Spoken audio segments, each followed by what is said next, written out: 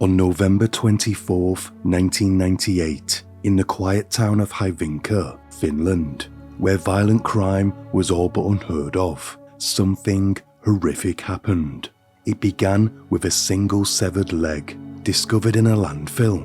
As the investigation unfolded, it would go down as the most gruesome in Finnish history. The killers weren't strangers, they were the victims' friends. Young, intoxicated, and led by a self-professed Satanist named Jano Elg, the group descended into the most deplorable acts, so horrific that the full details of the crime have been legally sealed from the public until 2038.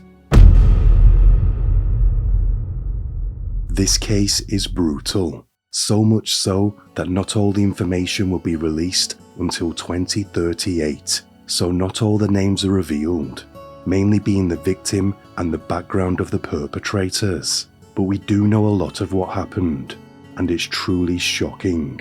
It takes place in the 90s, and this case raised a lot of satanic panic in Finland, so I just want to be clear. I don't blame heavy metal or anything of the kind for this crime, but at the time it was this and Satanism that was seen as the cause. But before we dive in, if you find this video fascinating, then please drop it a like and leave me a comment below. And if you are new here, then please hit the subscribe button and consider following me on Instagram. It all really helps. Thank you. This video is created solely for educational and documentary purposes. It does not endorse or condone the criminal actions described within. To grasp the true weight in the discovery of the leg, lying lifeless amongst the waste, we must go back to where it all began. Hyvinkää is a quiet town with around 47,000 residents. It was considered a peaceful escape from the chaos of the nearby city of Helsinki. It was the kind of place where crime rate was low and violent crime was virtually non-existent. Aside from a growing youth drinking culture, trouble was rare. Teenagers, often restless with boredom in such a quiet town, would end up drinking heavily, and this would occasionally lead them to committing petty crimes, such as minor theft, graffiti, and vandalism. Their drink of choice was a cheap, potent liquor with a nickname that roughly translated to kill juice. It was notorious amongst the town's youth, not for its danger, but for how easily it was obtained and consumed by them. But despite these issues, no one saw them as bad, just bored, troublesome maybe, but not dangerous, which is why the discovery of a severed human leg at the landfill stunned the residents of Hyvinkää. In a place where little ever happened, something truly horrific had just surfaced. The leg was believed to belong to a male, based on its size and the leg hair. But beyond that, investigators had very little to work with. Early estimates placed the man's age anywhere between 20 and 60 years of age, a frustratingly wide scope.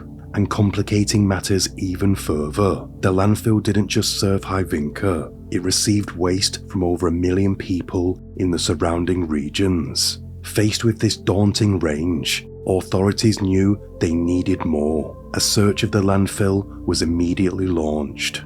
It was slow, grueling work. Bucket by bucket, officers sifted through heaps of garbage, examining every scrap by hand. The task proved so overwhelming that recruits from the police academy were brought in to help. Cadaver dogs were deployed, trained to sniff out the faintest trace of human remains. As days drawn to a close, the Finnish military was assigned to guard the entire landfill because it was now officially a crime scene.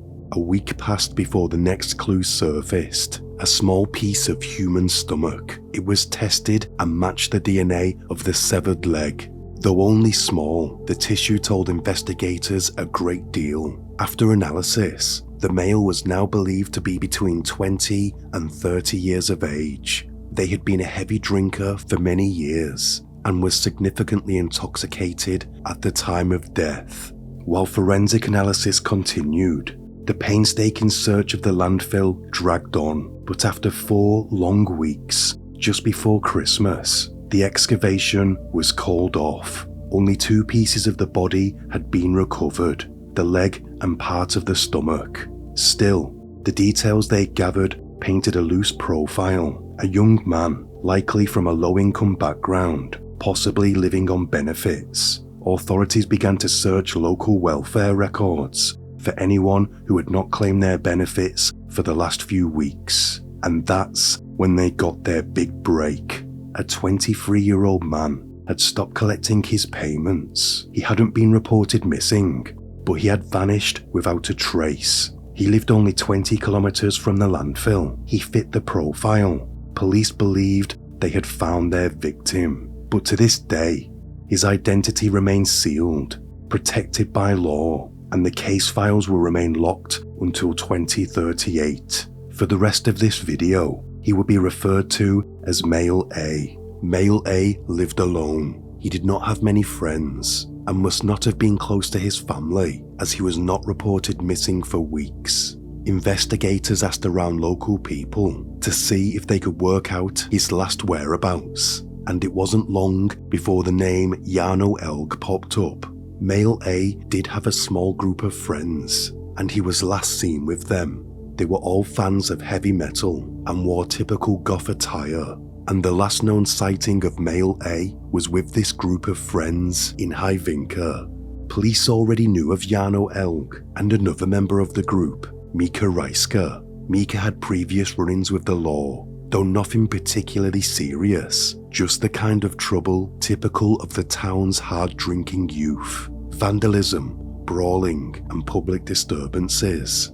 But Elg had a darker past. He had committed much more serious crimes and had been incarcerated in the past. Due to this, the authorities searched Elg's home. Nothing immediately screamed that a murder had taken place there, but a few unsettling things stood out. Notes referencing the Bible of Satan lay scattered about, ornate knives, skeleton decorations, skull-shaped jewelry, and even a gold-plated pendant engraved with the number 666. None of it was incriminating on its own, but given this was the height of satanic panic, it was enough to warrant a deeper search. What they found next changed everything. Traces of blood and DNA had been poorly scrubbed from the floor and ceilings. More evidence was found in the bathroom and inside a cupboard. There was so much biological evidence throughout the house that investigators began to wonder, had this happened more than once?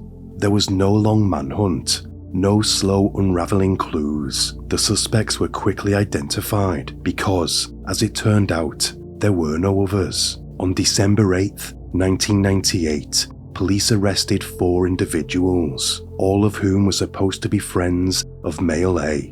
Their names were Jarno Elg, 23, Mika Reiska, 21, Terry Tervashonka, 17, and a 16-year-old male whose identity remains protected due to his age. All were taken into custody. Elg in particular was disturbingly calm. He didn't shy away from the spotlight, he reveled in it. As he sat in the interrogation room, describing what would later be known as the most brutal crime in Finnish history, he laughed. Not nervously, not out of fear. He laughed because he enjoyed it.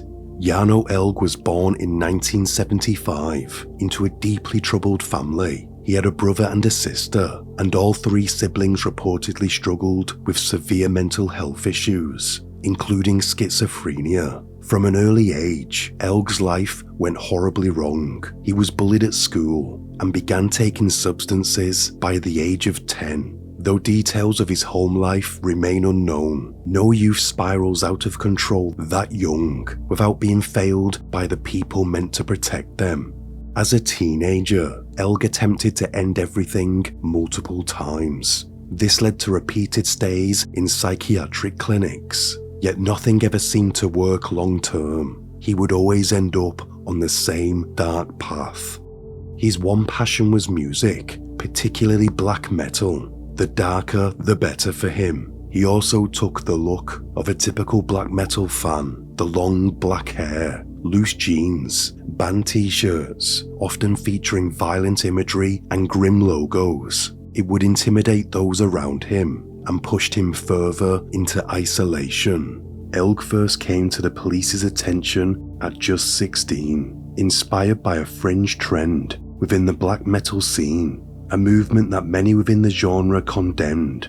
Between 1992 and 1996, over 50 churches were torched across Norway and Sweden, acts seen by the perpetrators as symbolic rejections of Christianity. Elg wanted to be part of that, so he attempted to burn down a local medieval church. He was arrested in 1991 and sentenced to nearly 2 years in a juvenile detention center. When he got out, he didn't return to school. Instead, he went deeper into alcohol and substance abuse. Around this time, he also discovered Satanism, not as literal worship, but as a philosophy. For Elg, it became a doctrine of extreme individualism. Do what you want, feel no guilt, reject all moral constraints, laws, empathy, consequences. None of it mattered, so long as it felt good. This led him to another psychiatric stay in the summer of 1998. He met Terry Tervashonka. Terry had come from a stable, middle-class home in a small town just outside Helsinki. Her early life appeared normal until the age of 14, when she became addicted to heavy substances and alcohol. She ran away from home, severing all ties with her family. What drove that split remains unclear, but it was likely more than just teenage rebellion for it to be so severe. After meeting Elg in the clinic, Terry quickly moved in with him. He became her guide into Satanism, into chaos, into a life where nothing was off limits. Together, they lived in a rough part of Hyvinka and rarely left his dingy flat. Whilst there, they were joined by Mika Reiska, another lost soul and fellow patient from a psychiatric facility. Like Terry, Mika fell under Elg's influence. Elg wasn't just their friend, he became something more, a leader, a figure of a twisted authority, and soon they would take their belief in guiltless freedom to its most horrifying extreme. The next 30 seconds or so contain animal abuse, so if you don't wish to hear this, skip along. A month before the murder, in October 1998, Jarno Elg carried out a deeply disturbing act. He tied his own dog to a radiator and beat it with a metal pipe, then sat back and watched it slowly die. Whether it was a display of control or a thrill of inflicting pain is unknown, but what is clear is this: Elg had no regard for life, and his mental state had become extremely dangerous. On the night of November 21st, 1998, the group of 5 individuals gathered: Jarno Elg, Terry Tervashonka, Mika Reiska, an unnamed 16-year-old male, and Male A. By this time, Elg had become the leader of the group, possibly even seeing himself as a kind of cult leader. All of them dressed in black and were heavily intoxicated. They were wandering the streets of Hyvinka when they passed a church. They bumped into a group of Christians from a youth group who were hoping to help young people like Elg and the gang, who had got used to drinking heavily. The two groups began to debate about their own beliefs, with Elg being particularly forward about Christianity being a waste of time. He was also quick to correct them about Satanism not being about worshipping the devil. It seemed more like a chance for Elg and the group to gloat about their beliefs, but the confrontation was not violent, and eventually the group made their way to the train station and they hopped on the train back to Elg's flat. By this point, Male A had been getting on Elg's nerves. It's not known why, but he was not happy with him. But as usual, the group sat down together to take substances and drink. At this point, Elg put on his favourite album, The Canian Chronicle, by the band Ancient. Male A gave his own frank opinion on the album and said that he didn't care for it or the band, and that seemingly small comment was all it took to push Elg over the edge.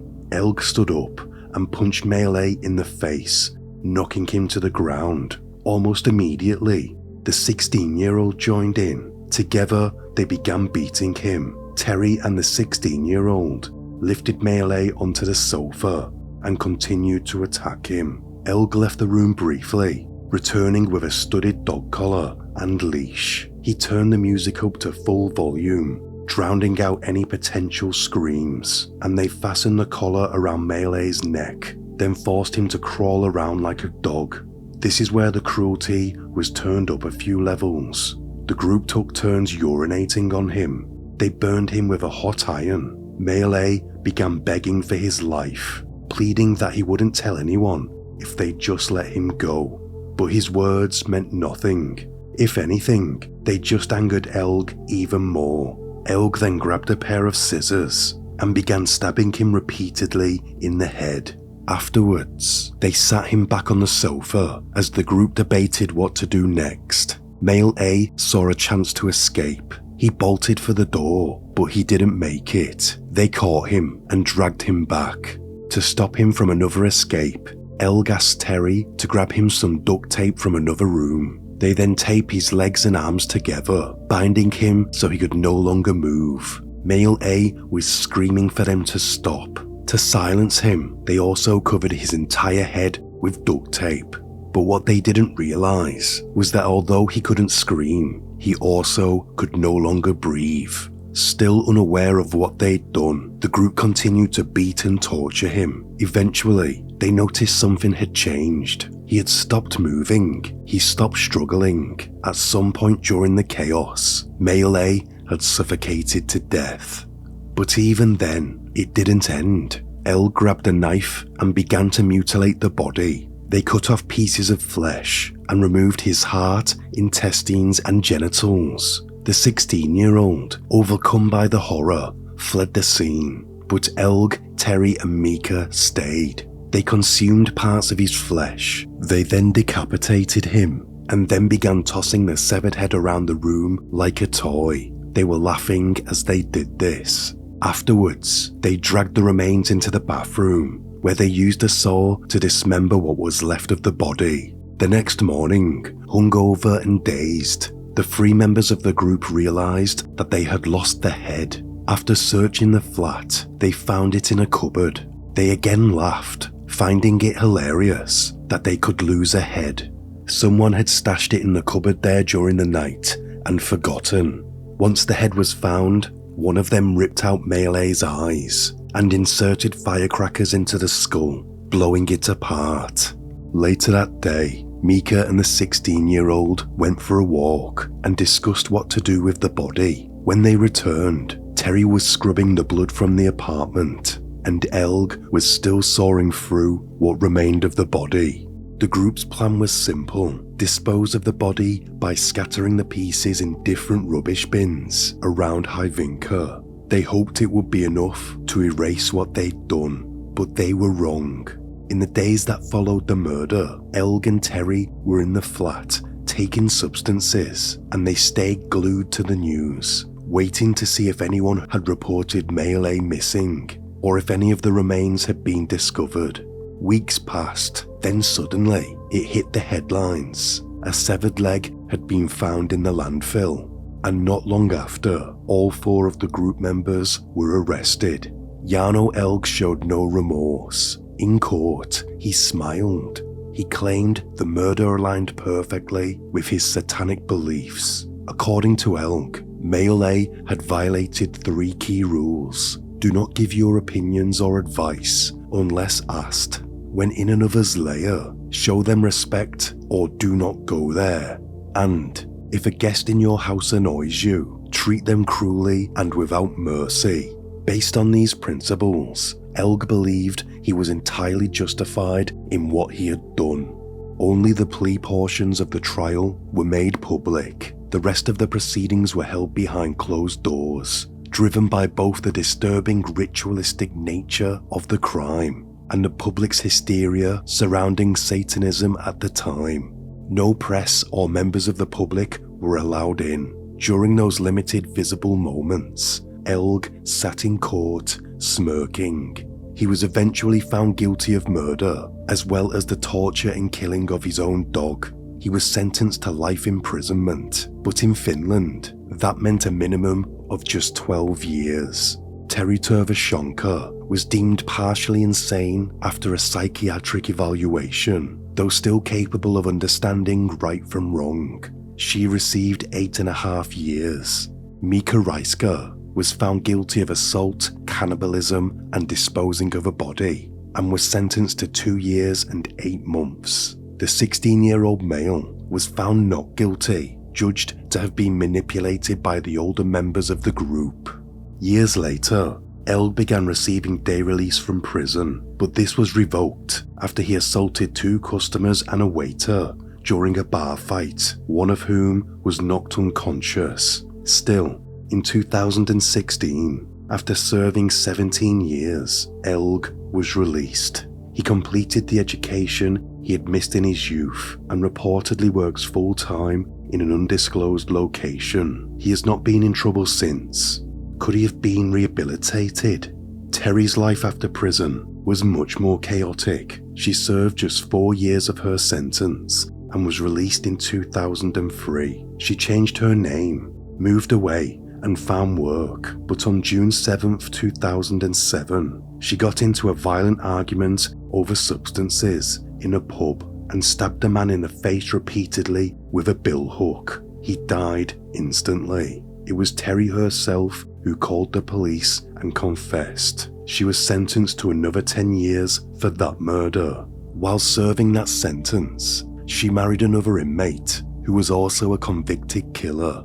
In 2011, she escaped prison but was eventually recaptured and forced to finish her sentence. Later, she got in trouble again for trying to smuggle substances into the prison for her husband. Reports suggest Terry has been clean since 2013. After her release, she and her husband moved away for a fresh start. They had a youth together, and to date, she has not reoffended.